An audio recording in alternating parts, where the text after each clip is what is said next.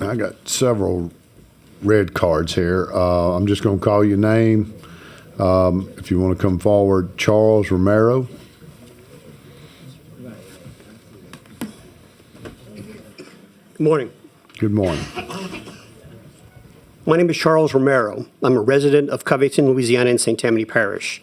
I would like to thank Senator Beth Mizell and State Representative Peter Egan for the opportunity to share my testimony. I ask that you restore the $500,000 in state general funds to the DD Council's budget, and I request this funding to be recurring so that Families Helping Families centers throughout the state can continue to provide vital services to individuals with disabilities and their families. I am a retired state employee. I wear this pin with pride. After 25 years with state probation and parole, I came back to work as a contractor for the State Pardon and Parole Board as a victim assistant coordinator. I assist and advocate for victims or survivors in the most horrible of cases. As good as I am at advocating for rape survivors or families of murdered victims, I found myself useless and inept in advocating for my own son through the school system. My boy has had learning problems starting in the first grade. Year after year, I just went along to get along with the SPED teachers and the IEPs. I trusted them. I should not have. I accepted what they were telling me because who am I to question the school educators? By the time he entered the 8th grade, I realized my son's best interest was not the focus of the school. So I had my son privately tested. To my horror, the private test revealed my 8th grade son was reading at 3rd grade level, and he was seriously dyslexic. Before the private test I had done, his teacher looked at me with a straight face and told me he was doing just fine, and he was reading at 6th grade. Not once in the 8 years he was in school, 7 hours a day, did anyone even hint he was showing signs of dyslexia. Desperate for help, I eventually found North Shore Families Helping Families, where I met my advocate, Laura Keys. Laura has sat in on a few IEPs already, and if she weren't there, the school would have once again rolled all over me, telling me all is well, nothing to worry about. If a stranger happened to walk into the IEP meeting, it would appear that Ms. Keys was my attorney. She is not, but with her knowledge, she'd just as well be. I was late in the game finding Families Helping Families and Laura, but I have them now, and they have my back. I could not have saved my son without Families Helping Families. I am effectively an advocate that needed an advocate myself, and I found one. Thank you, North Shore Families Helping Families. Thank you, Laura Keys, and thank you, members of this committee, for allowing me to share my story. I urge you to restore the $500,000 in state general funds to the DD Council's budget, and I request this funding be recurring so Families Helping Families centers throughout the state can continue to provide vital services to individuals with disabilities and their families, and to advocate for them. Thank you. Thank you. Next is Chanel Jackson.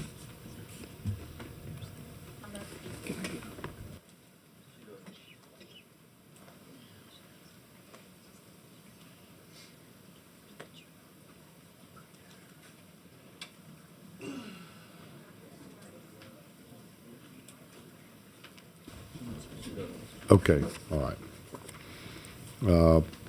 Present in opposition, not wishing to speak, Vivian Webb. Present, willing to provide.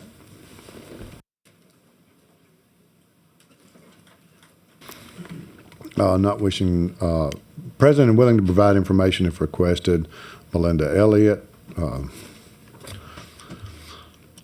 In opposition and present, but not wishing to speak, Angel McGee. April Young. Present and would like to speak, Whitney.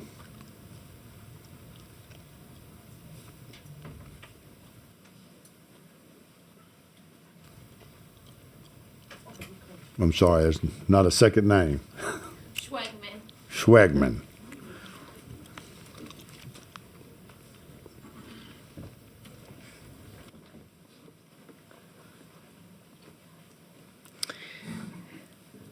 My name is Whitney Schwegman. First and foremost, I would like to thank you for taking the time to listen to my testimony. I am the mother of a medically complex child, as well as an employee at a place of our own pediatric day healthcare center. I'm here to ask you to support the continuation of all disability services. My son, Reese, was born a typical child with no medical issues. On December 10th, 2015, he suffered a traumatic brain injury. This was one of the most freakish accidents that you will probably hear. He was hit by a foot under the chin. This caused his carotid artery to swell, bleeding and swelling of the brain, which then led to a stroke. Doctors told me that if my son makes it through the next 72 hours, he will need to be transported to another hospital for more extensive care. Not only did my son beat the odds by making it, but he has been living his best life ever since. My son is in a wheelchair. He's nonverbal. He requires a feeding tube and full daily care with diaper changes and hygiene needs. When we were introduced to a place of our own pediatric day healthcare center, they became lifesavers. Let me tell you the amazing things that he has accomplished due to therapy, nursing care, being able to go somewhere else instead of looking at the same four walls in his house daily, having fun activities with his peers and staff that truly love our special kiddos, all while he attends a place of our own pediatric day healthcare center in Covington, Louisiana. Many people that do not live the life that us medically fragile parents do, you think of therapy completely different from us. The average person may think of therapy learning to walk, learning to talk, stretching. To us, it means stronger muscles, not losing bone density due to being unable to walk, moving around to prevent sicknesses, and so much more. You see, if we cut Medicaid, if we cut funding for Pediatric Day Healthcare Center, my son will deteriorate. No to less therapy for my son means weakening of the bones and muscles, which will then lead to more hospitalizations and surgeries. He will no longer be able to have fun with his peers. Could you imagine making an atypical child stay at home inside for the rest of their lives? He will no longer have nursing care. The amount of times that nurses at a place of our own have helped me catch illnesses early, helped with wound care, and so much more. This too has helped eliminate hospitalizations as well. If we do not fund pediatric day healthcare centers, I will lose nursing care and therapies for my son, and I will no longer be a tax-paying citizen because I will lose my job as well. My son will then cost the state more money due to lack of nursing and therapy. He will deteriorate. He will require more hospitalizations and surgeries. As for me, I will no longer be able to afford my house. I will no longer be able to afford the wheelchair-accessible van, his vitamins, baby wipes, and so much more. I can keep going on, but the point is simple. We should not punish the weak. Thank you for your time and hopefully your support. Thank you. Have a question with Vice Chairman Hughes. Thank you, Mr. Chairman. Good morning, Ms. Good Schwagman. morning. I just really wanted to say thank you for coming today. Where are you from? Covington. Covington. Yeah, thank you. I know it's not easy for folks to traverse from all over the state, but I really appreciate you coming to remind us the importance of this investment. And just thank you so much on behalf of all of us for your testimony. We really appreciate it. And I just want you to know that we hear you loud and clear. Thank you, Mr. Chairman. Okay. No further questions. Thank you. Thank you. Present, willing to provide information if requested. In opposition, Shannon Bordes. And if I say your name incorrectly, forgive me. Present in opposition, not wishing to speak, Logan Bonton. Madeline Young. Summer Stevenson. April Hampton. Mimi Webb. Present and would like to speak, Sierra Papillon.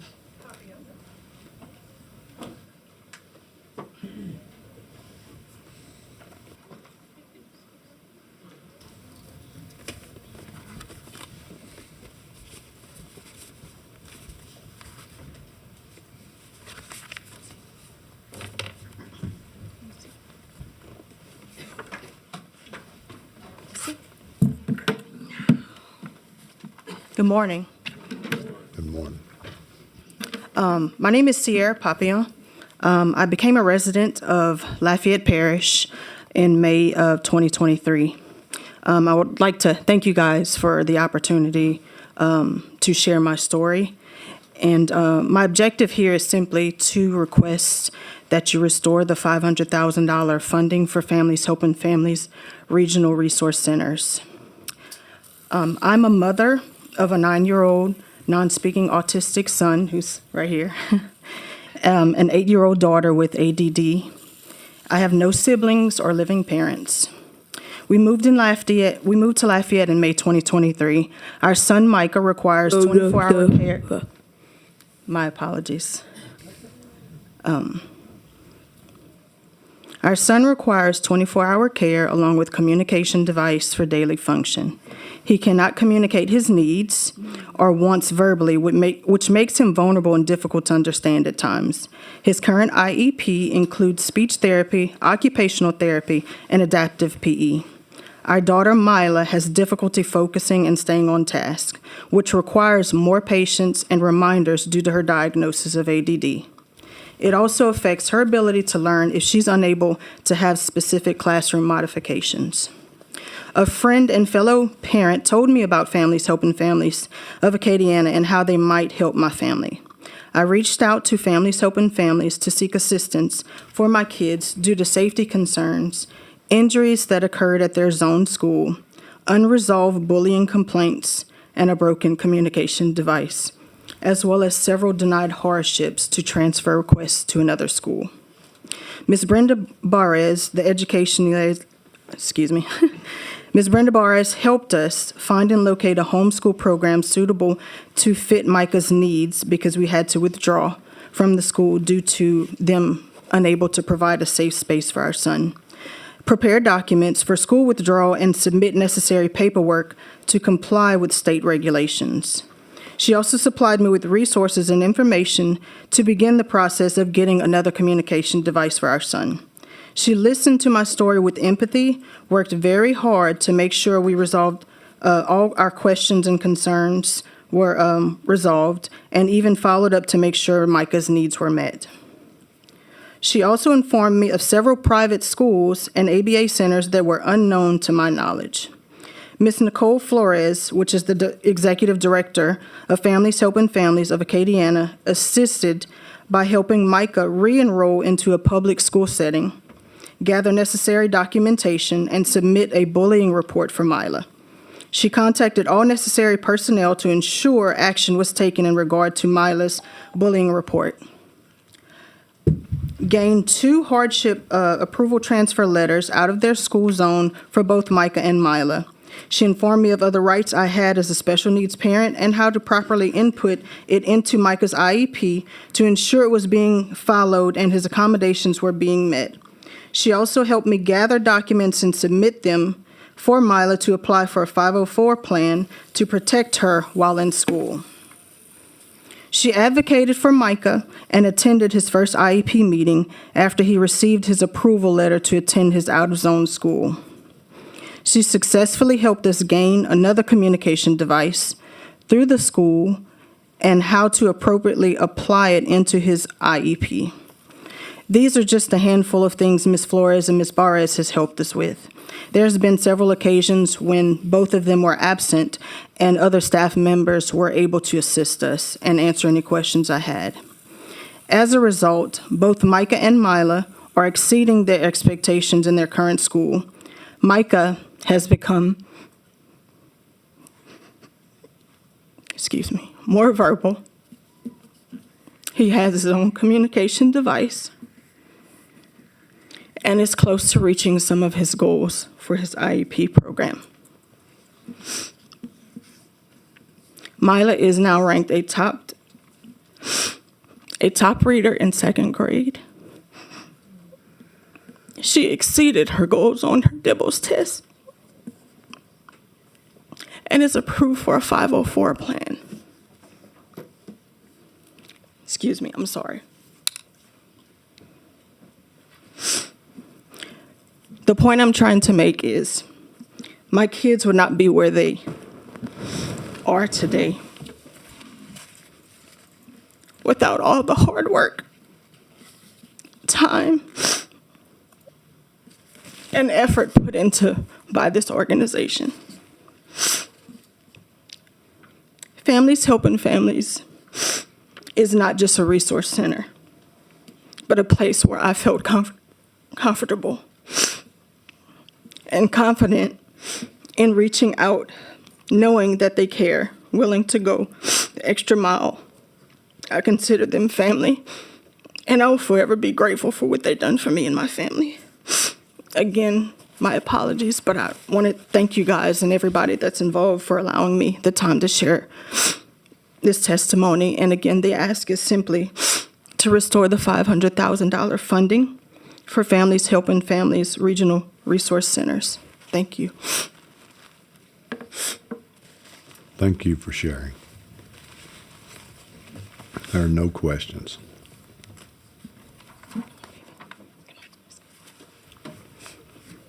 Present in opposition but not wishing to speak, Micah Stevens, Christy Curtis, Kaylee Plowden.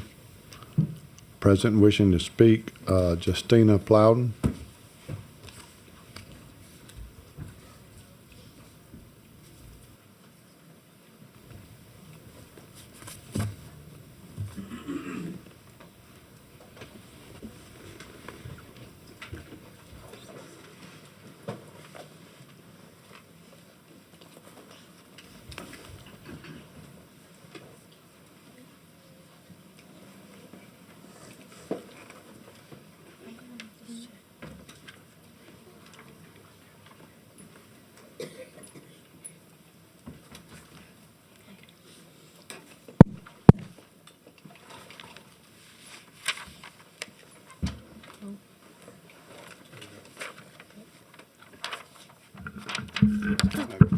Not gonna reach. Okay.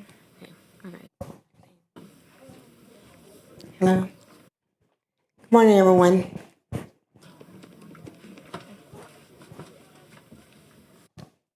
I'm Justina Page Plowden. I'm located here in Louisiana, in the parish known as Vermilion. I live in Abbeville, Louisiana.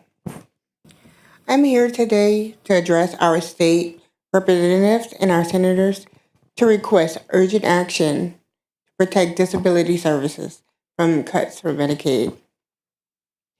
This issue is deeply personal and critical, not only for myself, but for countless others who rely on these essential services. As a woman and a mother living with a spinal cord injury, I depend heavily on community choice waiver for caregiver support services. These services are integral to my daily life, enabling me and my loved ones to attend my daily needs. The caregiving support I receive helps me navigate the challenges of living with a disability, providing necessary assistance that allows me to live with dignity and independence. Cutting Medicaid would introduce a tremendous amount of conflicting challenges into my everyday life. One stark example is the snowstorm we experienced earlier this year. In such emergency situations, the services I rely on become even more crucial. Without these supports, I would face severe difficulties in accessing basic needs and ensuring my safety.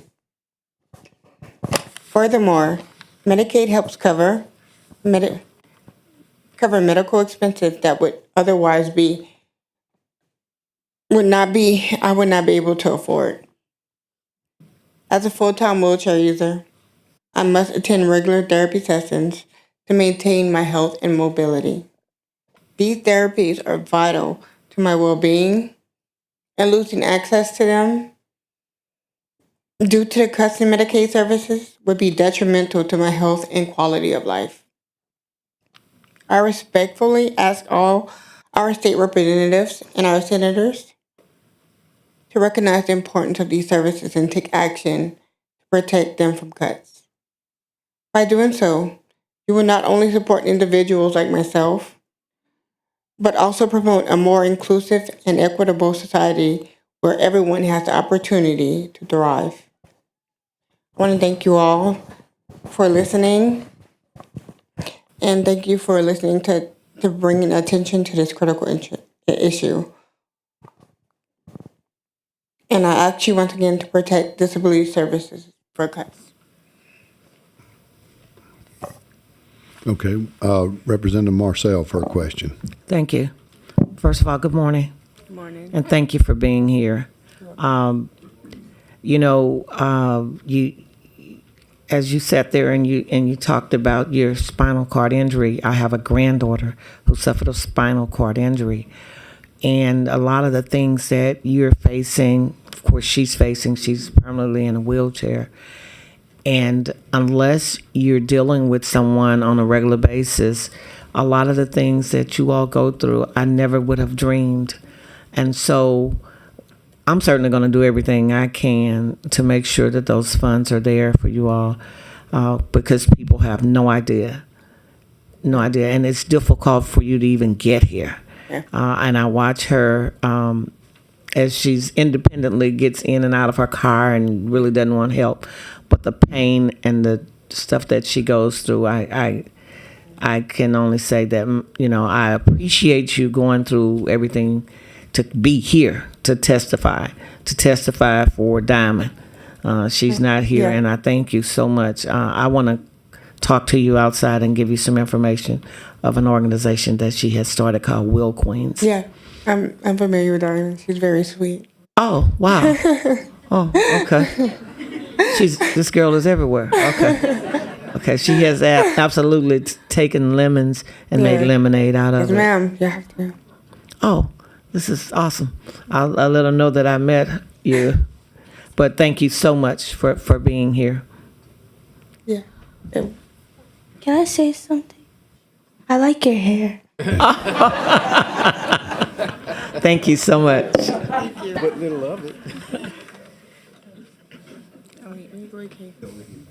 I like your hair too. I just didn't have the courage to tell you.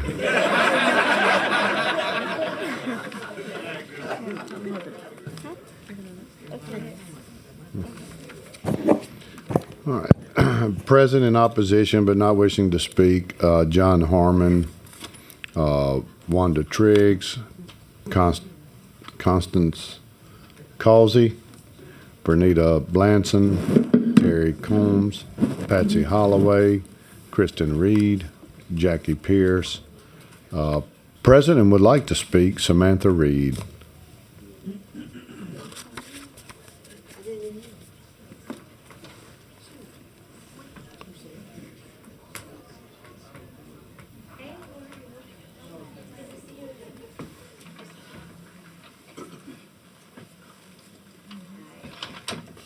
Right here is fine? It's fine. Okay. Do y'all mind if I stand? Is that okay? Can I stand? Just got to be close enough to the mic so we can hear Okay. you. I'll sit. There's a handheld mic right there you can use. Just testing. Yeah, you're good. Okay. Hi, my name is Samantha Reed. I am the mother of Asher Runyon. He's got Down syndrome, and Ocean Reed. He has autism. I am writing to urge you to protect disability services and to appropriate an additional reoccurring $500,000 to the Louisiana Developmental Disabilities Council for Families Helping Family Centers. My children and my elderly mother, who passed in August of 2024, have all greatly benefited from the vital disability services made possible through continued legislative approved funding. These services, including transportation, OT, PT, and speech therapies, life-saving surgeries, mobile gear for learning to walk, and essential doctor visits, all have been critical to our growth and health. They are not optional for us. They are lifelines for families like mine and so many others across the state. Families Helping Families has been an incredible support system for us.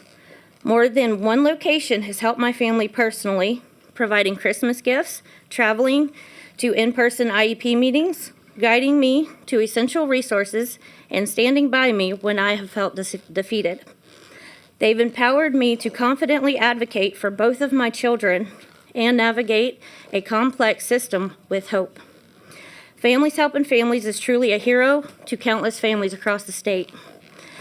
Every DD Council state dollar directly funds services like these through organizations such as Families Helping Families. I urge the legislator to restore the additional $500,000 in funding and make it automatically reoccurring. Every year, they have to fight for this funding. By doing so, we can protect this vital support network that no other organization replicates and ensure individuals with disabilities have access to the services and advocacy they need to remain safe, supported, and included in their homes and communities. Please consider this crucial matter and take action to support families like mine who rely on these essential services. Thank you for your time and your consideration. Okay, Thank you. Thank you.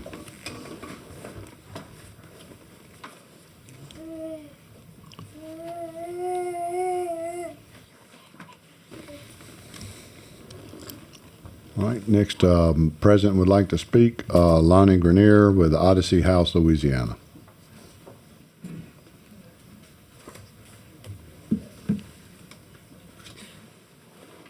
Good morning, Mr. Chairman and Committee. Thank you for the opportunity this morning. Lonnie Grenier, on behalf of Odyssey House, but also our State Association of Addiction Treatment Provider Agencies. I will be brief. Thank you very, very much, and I applaud the committee for your prioritization of addiction treatment services in House Bill 1 from the past legislative session, as has been mentioned a few times before. $10 million was appropriated, and so we very, very much appreciate, from an addiction treatment perspective, that investment in the well-being of our communities. Addiction treatment is what stands. It is the only intervention between addiction and recovery. It is the first step on a path toward purpose and self-sufficiency. It is an investment in our workforce and a robust and resilient workforce. And addiction treatment, I would just like to remind you all that federal data suggests that $1 invested in addiction treatment services saves $7 in healthcare and criminal justice costs. So we very much appreciate and applaud this committee and this legislature for prioritizing addiction treatment services, and we ask that the funding that needs to be present to make those temporary rate enhancements recurring be inserted in the form of an amendment into House Bill 1 this session, so that addiction treatment rates don't see a 20% reduction. Thank you very much. All right. I told you I couldn't pronounce all these last names, so you have to forgive me, Lonnie. That's all right. Thank you, Mr. Chairman. I'll work with you offline on your Cajun.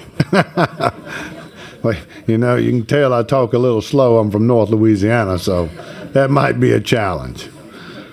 Thank you. President wish to speak, Tori Rocco with Disability Rights Louisiana.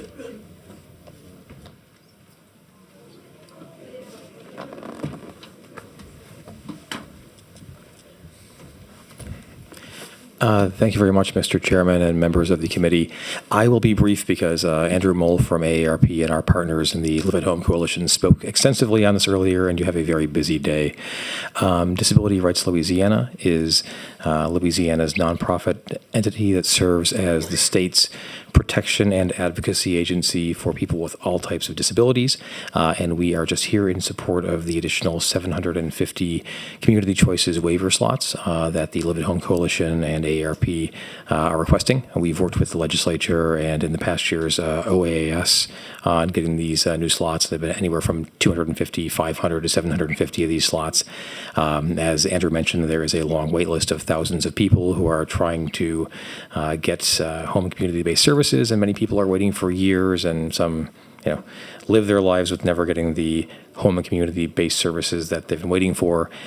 These services do improve people's quality of life and save the state money over institutionalization. So we are just here to support those, and I'd be happy to answer any questions. There are no questions. Remind everyone that the baby boomers is the largest generation. Thank you very much. Thank you. All right, President would like to speak. Mariah Bowen. She waves. President would like to speak. Christopher James. People first.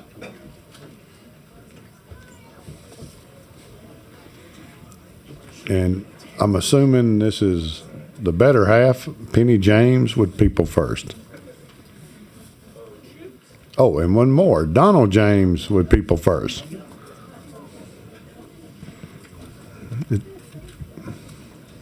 It's a family affair.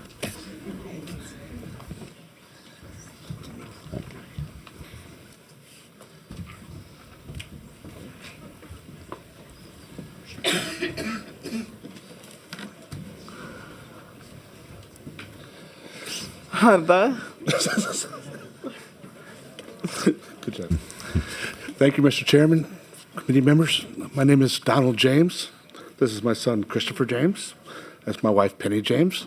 We are members of the ARC in St. Charles Parish. The ARC is associated with the People First, and Christopher is the vice president of the People First at St. Charles Parish ARC. You'll meet his friends coming up pretty soon. Wanted to show you something. It's the handicapped people. We've been talking about this all day, and I don't envy you guys having to decide where this money goes, because it's all important. I'm sorry you guys have to deal with that. But thank you for what you're doing.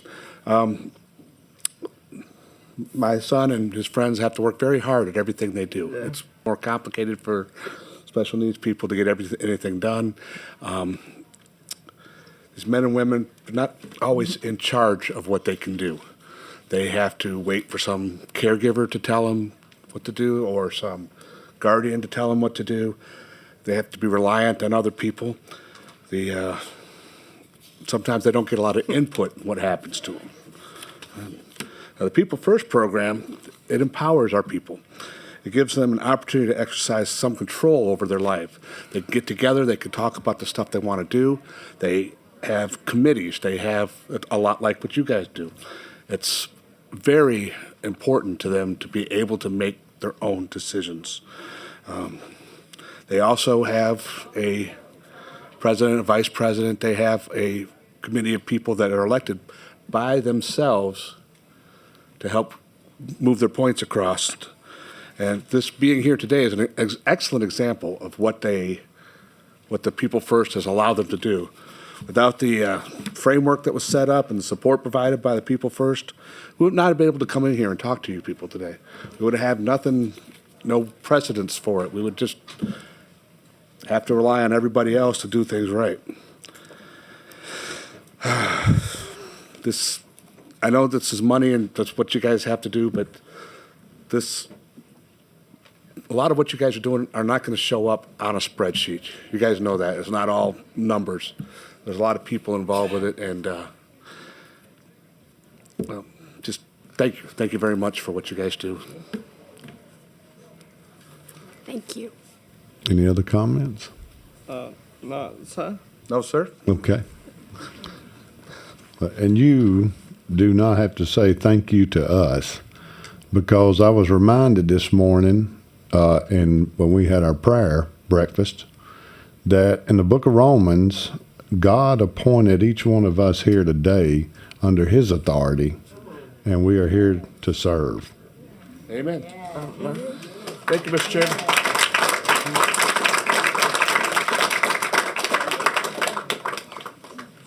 Had knee surgery, so I'm walking a little.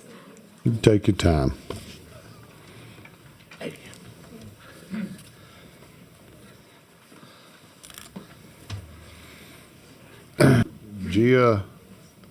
Sia or Gia, I can't tell if it's a C or a G, service with People First?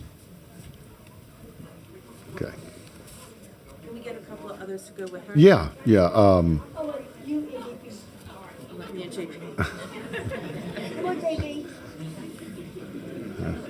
I guess you got that, Kelly. We've been summoned, JP.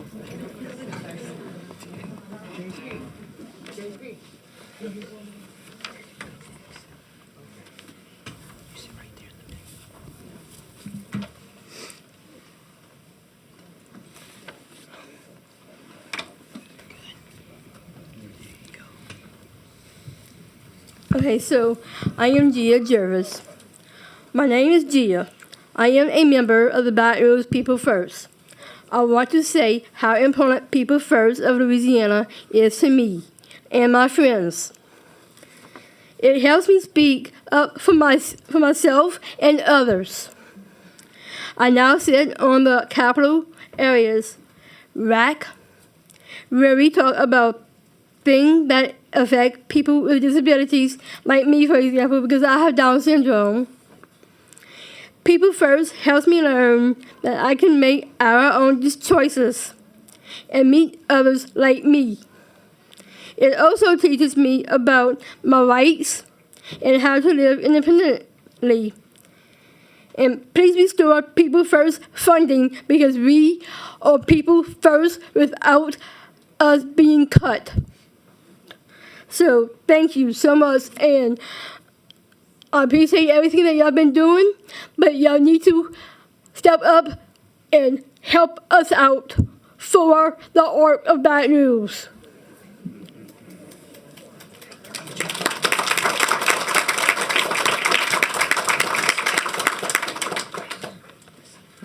That was not a request. And we got your message. I appreciate And I fight for it. Yeah. Yes, you do.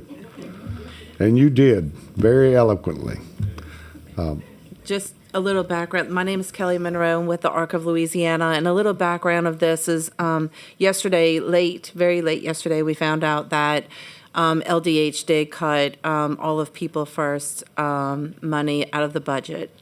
And so we were not aware of that until late yesterday. So there were lots of people who wanted to come today, but because of transportation, we weren't able to gather them all. But we do have probably about 6 people here who are here to speak on behalf of People First and what it means to them. It's a very small budget. It's $110,000 that was being matched federally. So I still really don't even understand how all of that happened when, we heard when LDH came to the table that there were no cuts, and then we learned yesterday afternoon around 5 o'clock that they had cut them completely out the budget. And so we're here to ask that you restore the $110,000 back into the budget for People First. And the ASAP. That's right. Okay, we got a couple questions, so bear with us. Representative Horton. Thank you, Mr. Chairman. Thank you so much for coming. Is the money that was in the budget the only funding that you get? Mm-hmm. That's it? Yes, ma'am. I appreciate it. Thank We you. have about, I think it's 11 local chapters across the state, People First chapters. Some of them are inside of the ARCs, and some of them are just groups of people that, yeah. So, and the funding goes to help fund the meeting spaces, the staff that help them, things like that. So, Thank you so much. Thank you, Mr. Chairman. thank you. Okay. There are no further questions. Thank you, Gia. Thank you. Thank you. Thank you so much, everybody.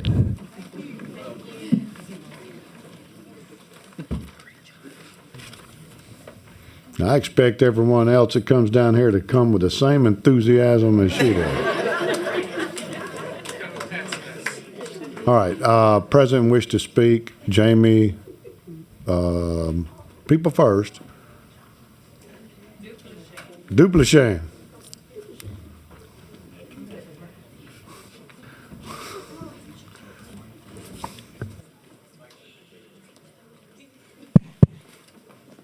Where's your microphone? Let me get it. Okay.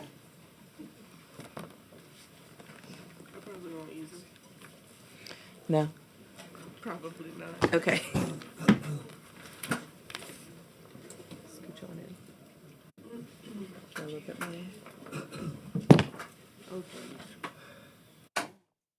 That's good.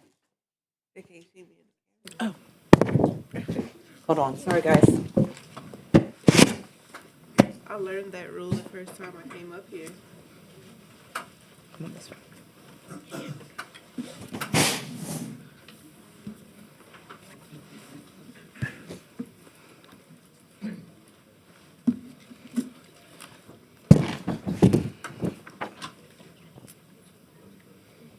Good morning. My name is Jamie Duplachère, and I am from the Lafayette area. I had a spinal cord injury almost 30 years ago. It'll be 30 years ago in July. I was 15, and as you can imagine, I thought at one point, well, at that time, actually, I thought my life was over and there was no hope for a future until I was introduced to our state-funded programs here.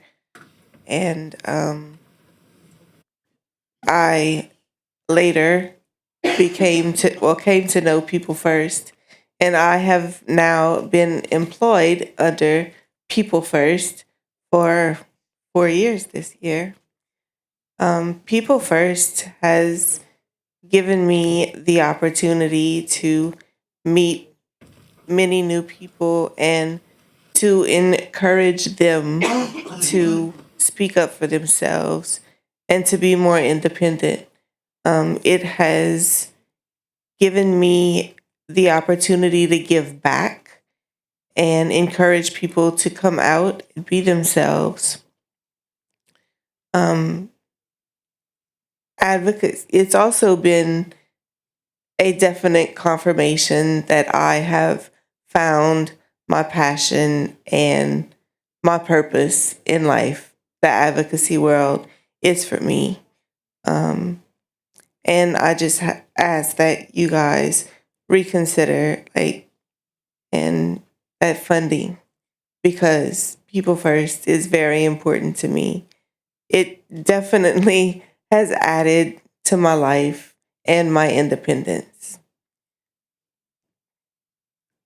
Thanks. Thank you. Jamie Duplachère. See, I'm learning. I mean, to be fair, the spelling of that last name is very difficult. Thank you. See, Kelly's making excuses for me. Yeah. And my family is the only family who spells Duplachère that way. So See, I appreciate you sharing that with everyone. There's only 27 different ways of spelling it. Okay.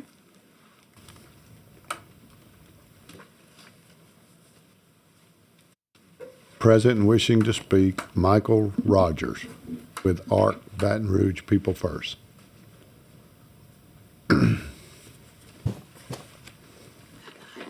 Thank you.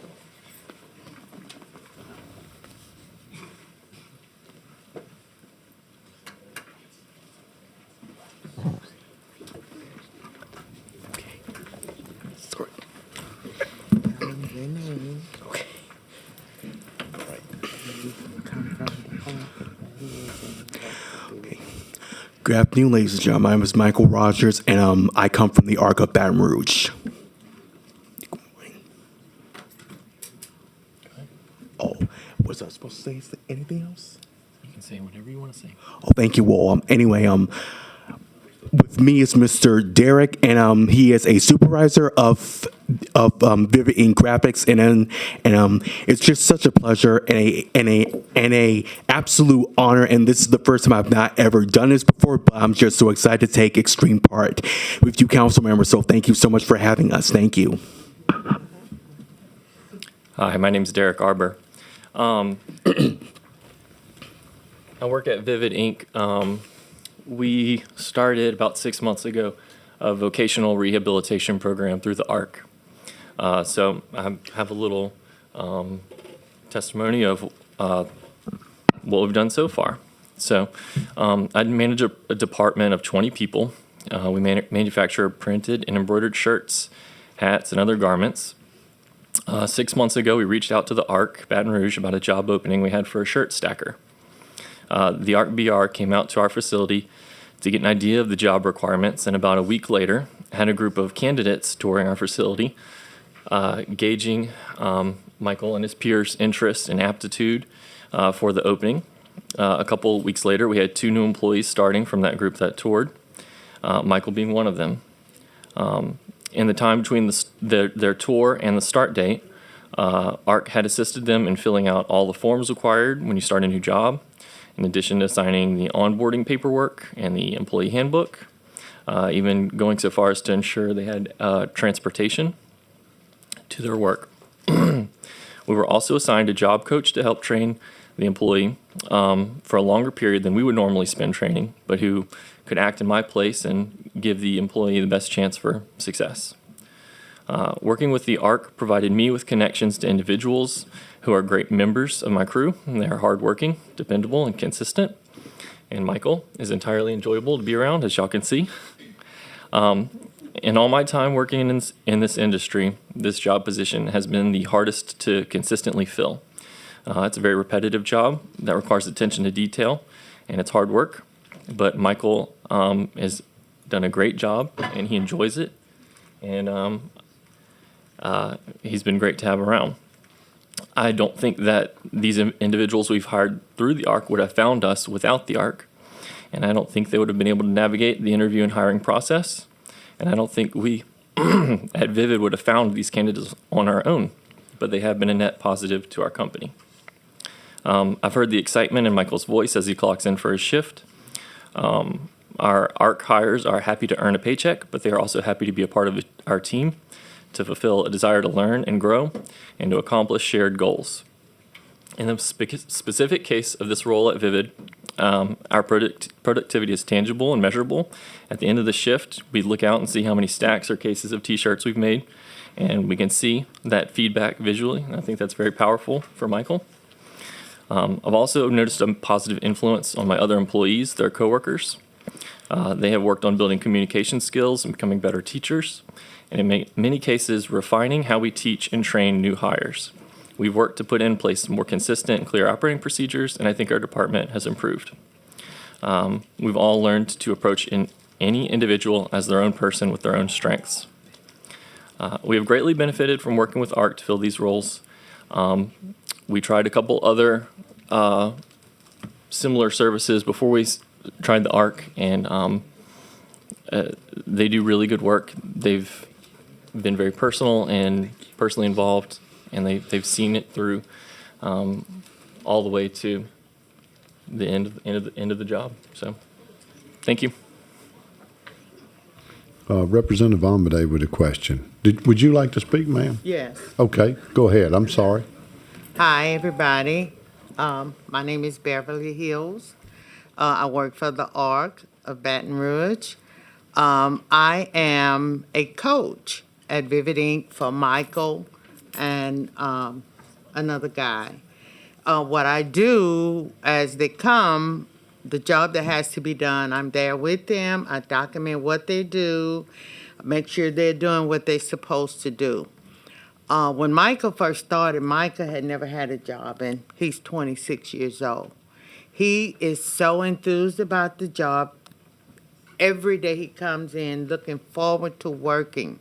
Also, what I want to say, there are other people that calls into the ARC looking for jobs, but they don't have the funds. But they are so willing to work. So I'm here on behalf of the ARC and also other places like Vivid Inc. Vivid Inc. has been wonderful for Michael. As a matter of fact, he didn't say, because I'm sure he's probably a little nervous, Michael made Employee of the Month.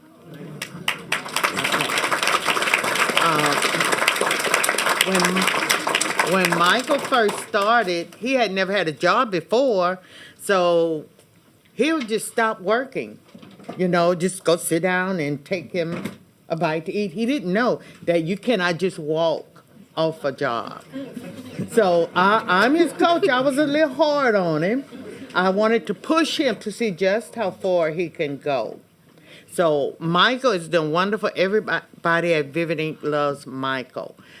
I want to say to the board up here, please, whatever funds that y'all can give, because there's a lot of people with disabilities that want to work, but the ARC don't have the funds. So whatever y'all can do, I'm sure, JP, you have something you want to say. Okay.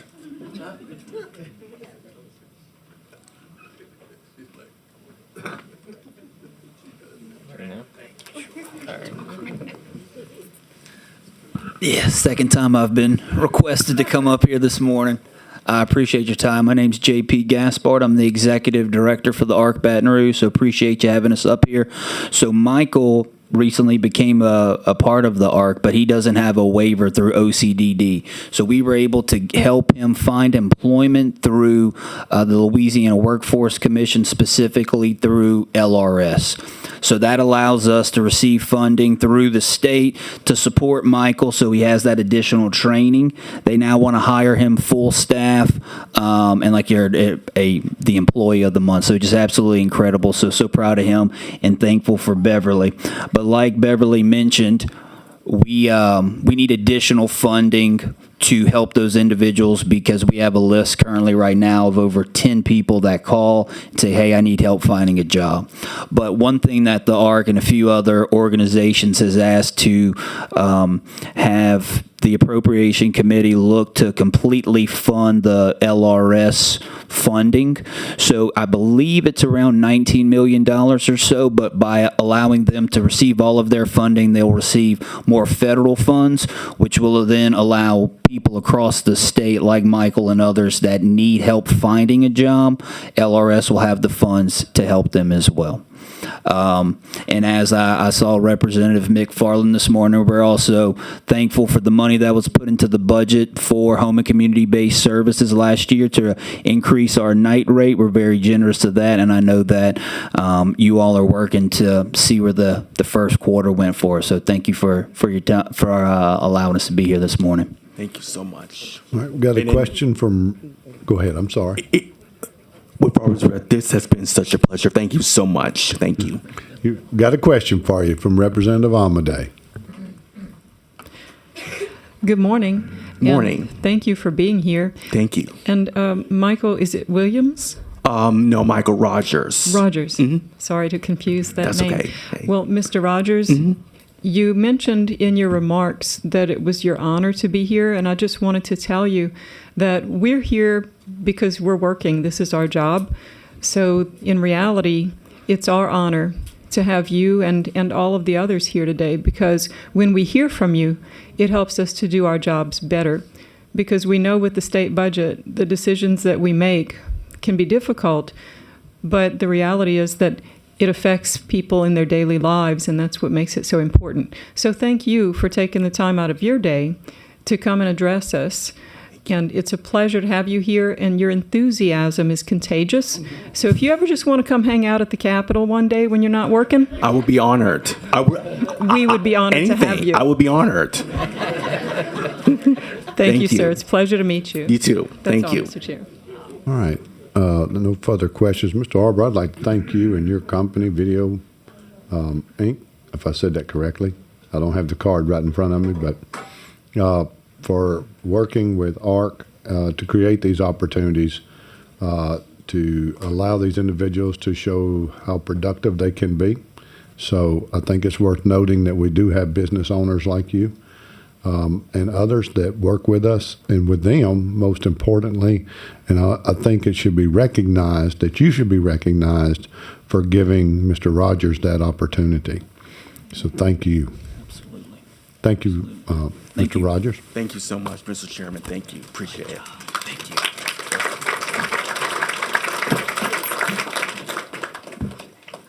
All right. Next is Daniel Moorhead with People First, St. Charles.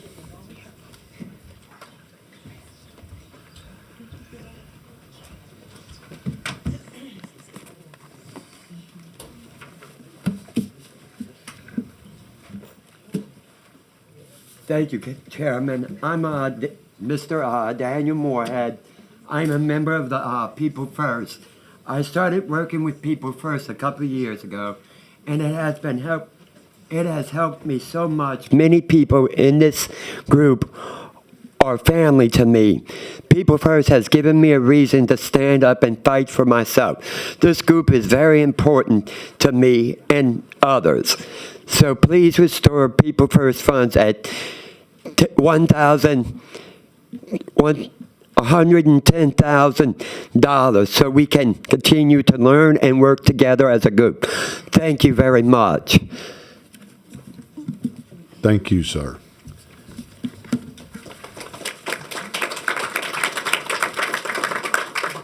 President would like to speak. Malcolm Moore with People First.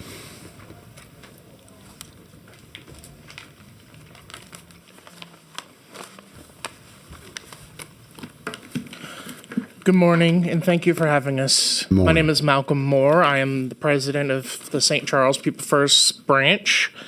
I'm here today to express my strong support for the continued funding for us here in People First, a vital organization decades strong, empowering those of us with excuse me, with disabilities across the state to speak up for ourselves. It's more than an organization, it's a movement. It's run by we, those that are differently abled, so that we can show the world that we do have a voice and that we want to be heard. Through People First, we learn not just our rights, our responsibilities, or our powers as citizens, but we come together not just as individuals, but as a community, as a whole, in order to connect across the state, across the country. We support one another just like a family would. We advocate not only for change, but for all with disabilities. If you eliminate or reduce support for us, you could silence many a voice that already struggle to be heard. It would take away somewhere safe for us to learn the skills to advocate not only for ourselves, but for others just like us, to lead and inspire each other. So we ask you to continue investing in this powerful movement, not just for us, but the future of Louisiana and the world as a whole. Please consider restoring the $110,000 to the OCD budget for People First Louisiana. Thank you. Thank you. Next is Jenna Johnson with People First St. Charles.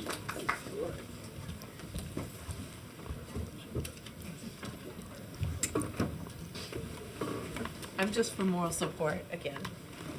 Okay, Kelly.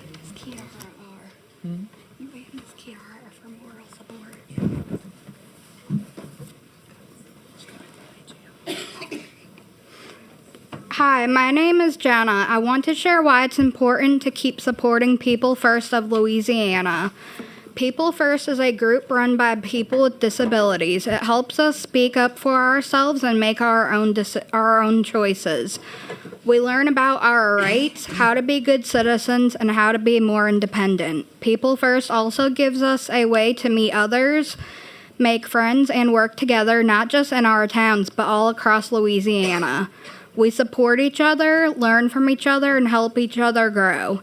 This group has been around for a long time. It started in 1997, and today there is at least one People First chapter in every region. Many of us are now serving on boards, at meetings, and in our communities. We are helping to make Louisiana better for everyone. If People First goes away or loses support, many people with disabilities will lose their chance to be heard and to be leaders. That's why I'm asking you to please keep supporting People First of Louisiana by restoring $110,000 to the OCDD budget for People First. It helps people like me to be strong, confident, involved, and most importantly, bold. Thank you. Thank you. If I find the person that took that $110,000 out, I'm just going to line them up. Okay, well, Kelly Monroe with Arc of Louisiana. I'm sorry. Yeah, Kelly Monroe with Arc of Louisiana. Can we bring up Marlene and Stephanie as well? Absolutely. Thank you. They're next. So you just saved me some time. Yeah. I feel like I just keep coming up here. You do. Yeah.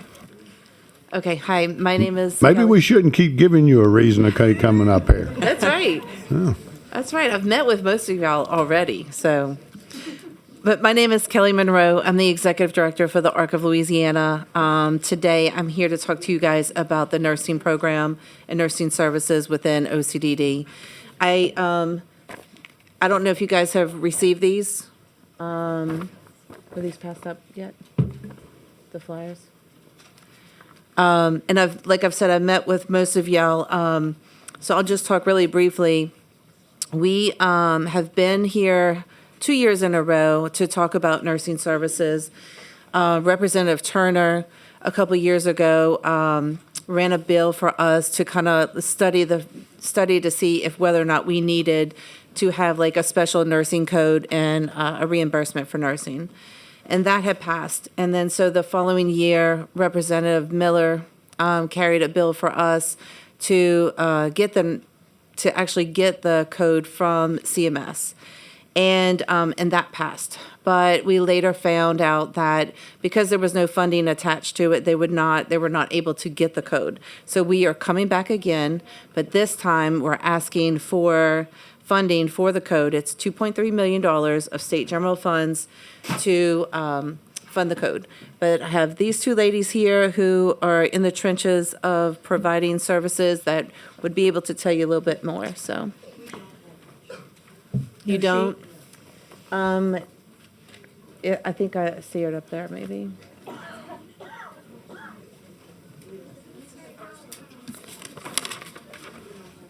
No? They found it, okay. Okay. Yep. Hi, good morning. My name is Stephanie LeBlanc. I am the Director of Waiver Services with Arc of Acadiana. I have been in this field for about 16 years now, and within the last 10 years, we have seen a good bit of shift in the way the waiver service started to what it has now become. And what used to be on a physician delegation basis is now on a nursing delegation. And what comes with that nursing delegation is 16 hours of new hire training for all of our employees. This is for all agencies who provide services to individuals with disability that require medication administration. We provide care for those who have colostomy bags, urostomy bags, trachs, PEG tubes. All of that requires hands-on direct training by a registered nurse.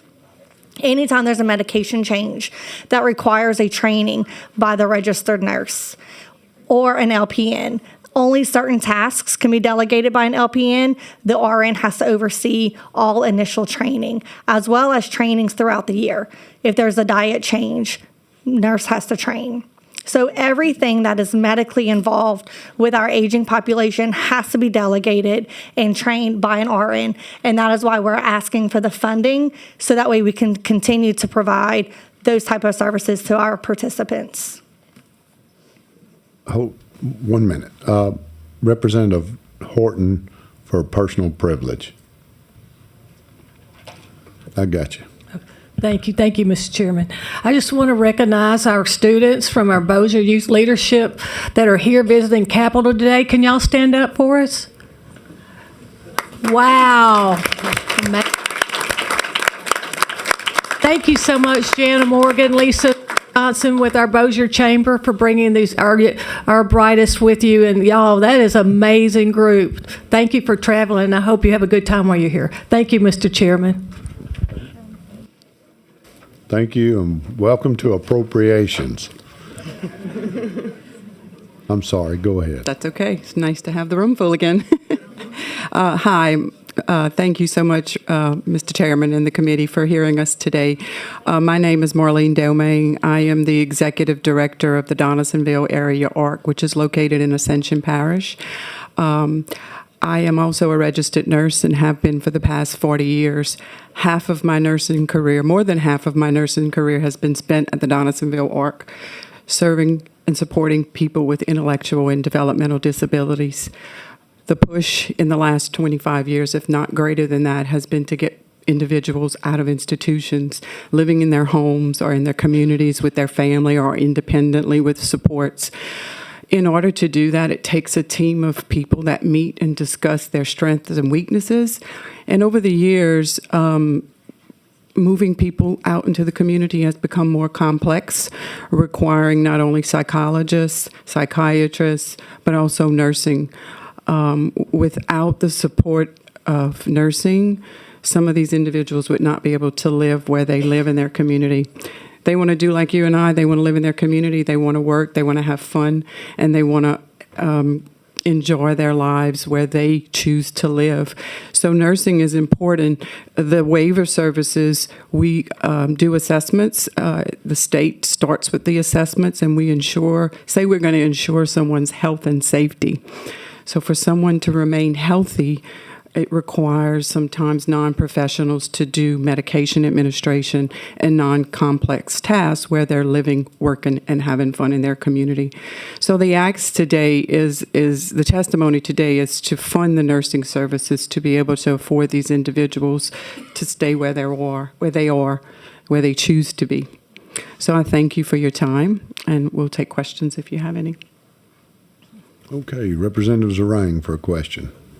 Thank you, Mr. Chairman. Thank you all for coming here. And Kelly, just to make sure, when you were talking about the codes and the legislation, I think there were resolutions that were passed. Yep. Since the funding wasn't there, the code's not there, do we need to pass another piece of legislation, or all you really need is the funding? So you need now both? We just need the funding so that they will go and request the code, but they wouldn't request the code unless we had a means to fund it. Okay. So that's why. So you don't need supporting legislation, it's primarily the funding. And it's important because in the long run, it actually saves money and provides a lot more services for those in need, and I think it'd be great if we could support you guys on that. So thank you all for coming here. Thank you so much. Thank you. Mr. Chairman.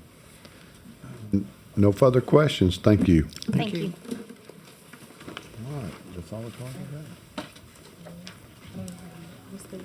Is there anyone scheduled?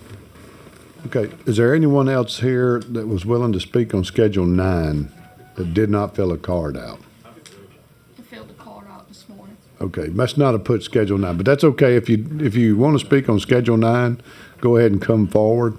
Okay. I fit in here. This is Susan Labrie. Okay. Go ahead. Hello, I'm Susie Labrie. The reason I'm here is I found out that I am disabled with autism, Asperger's, and I was 54 years old when I discovered that I had it back in 2008. I'm an adult with autism, and this is a disability that you don't see, and it's a lifelong of struggles, social skills and skills in getting work, and I've been to an Autism Speaks convention in New Orleans, a national convention. About 90% of the people are either underemployed or unemployed because with Asperger's, you know. And I've done everything I could. I had a hard time finding the right places to go. Like if you have a foot disorder, you end up at a gynecologist or vice versa. And with Family Helping Families and with Lacan, and now I hear about People First, which is very encouraging. I feel like it's a group that people like me could fit in. People like Susan Boyle and Brian POTS, people that can overcome these obstacles, like Warren Mitchell, who has a premiere of a movie coming Friday the 25th about the struggles we go through with Asperger's. There's a lack of support. There's no support group that we could go to, especially adults with Asperger's. And this is what I'm seeking when I hear of all these groups. More and more, I'm finding that there is a place that I could fit in to get services. And I stand for the disabled people, and I'm in a Yellow Shirts advocacy group with developmental disorders, and I proudly stand for them. And I want to tell you, I have learned a lot from these different groups.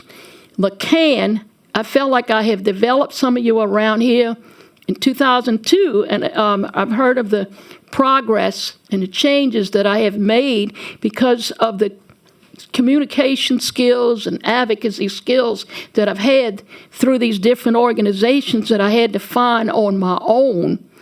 Also, I'm a senior citizen, and I go to Council on Aging. I'm on Social Security of $1,000 a month. Nobody can live on that, and I cannot believe the national government would allow people to live on less than $3,000 a month. And if it wasn't for my family and my friends, I would be homeless. We need to find somewhere to fit in, and these groups that I mentioned today are the very groups that I need to do to find appropriate services. And I want to ask that you fund all these services because it's very needed and there's a long waiting list, and I'm also on waiting list myself to find adequate housing. And I want to thank you all for listening to me and my story. All right. Thank you, Miss Susie. Thank you. We did find your card, too. And I'm sure we'll find yours when you tell us who you are. Oh, yeah.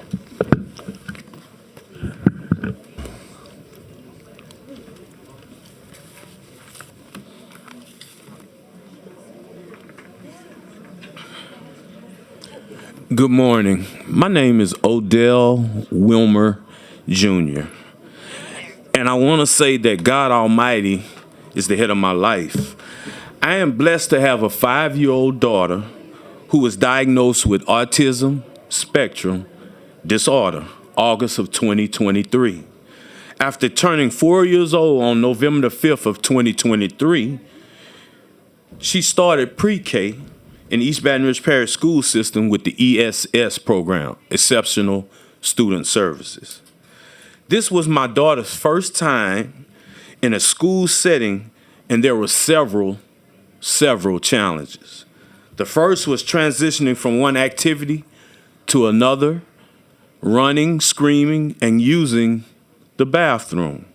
When the teachers and the aides didn't want to deal with it anymore, they would call me saying my daughter had diarrhea. And of course, when a child has diarrhea in the school system, they have to leave and be gone for at least 24 hours.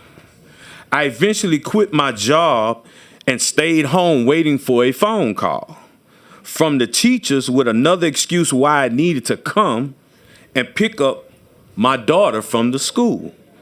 I began to seek help, and a family member told me about Mrs. Cynthia Chesterfield, Program Director of Inclusion Education with Families Helping Families of Greater Baton Rouge. She gave me suggestions.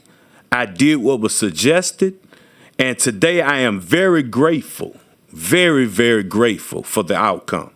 Since being connected with Families Helping Families of Greater Baton Rouge, I have met others who work with Miss Cynthia Chesterfield, making sure every family gets solutions to their challenges and every child has an equal opportunity to achieve success in all areas of their life. Upon connecting with Families Helping Families of Greater Baton Rouge, I have received certificates of completion in the area of behavior management, reducing antisocial behavior. Everyone is a self-care day, and families' involvement and treatment of mental health.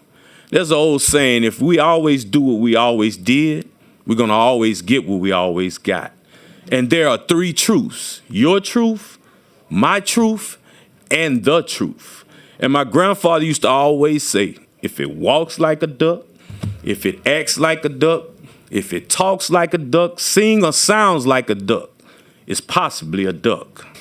My hope is that you all would please restore funding for Families Helping Families Centers, allowing them the opportunity to continue their mission, providing information, support, and resources for individuals with disability within our community. Not my community, our community. Thank you for allowing me to share my experience, my strengths, and my hopes today. Thank you. We got a question. Vice Chairman Hughes has a question. I'm sorry. Thank you, Chairman. I'll be quick. Good morning. Where are you from? What district do you live in? Do you know? I'm from East Baton Rouge Parish. Whose district you live in? Who's your state rep? I'm looking at one that I've been knowing for 30 years, but I don't know if she's my rep. Only reason I'm asking, if you lived in my district, I'd be a little nervous. I wouldn't want you to run against me. Your testimony was powerful. I mean that. You should really think about offering yourself a public service one day. Thank you, Chairman. Thank you, sir. Thank you. And I think Representative Marcel is in my district. I've been knowing her for years. Lord, I'm going to donate.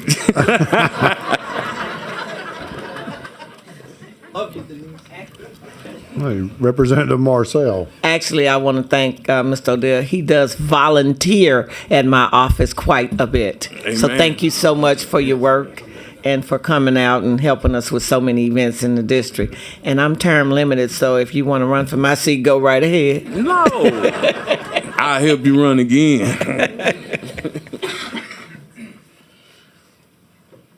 All right.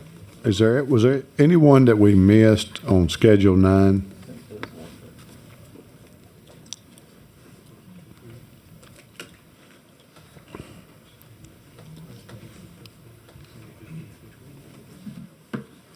Good morning.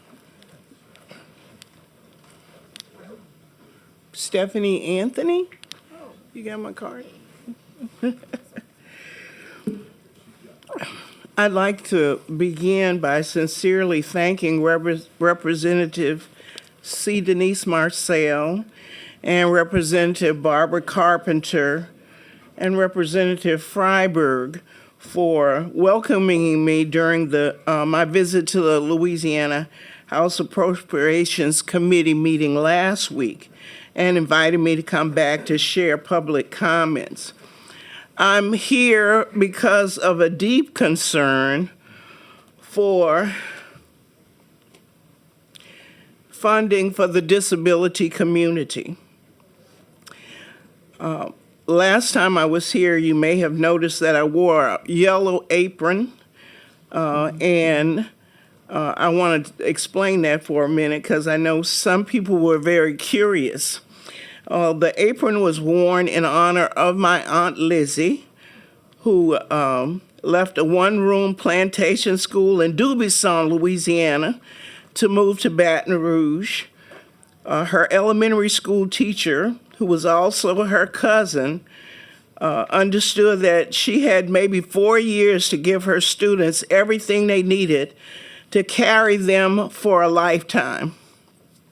Education at that time in that place had a deadline.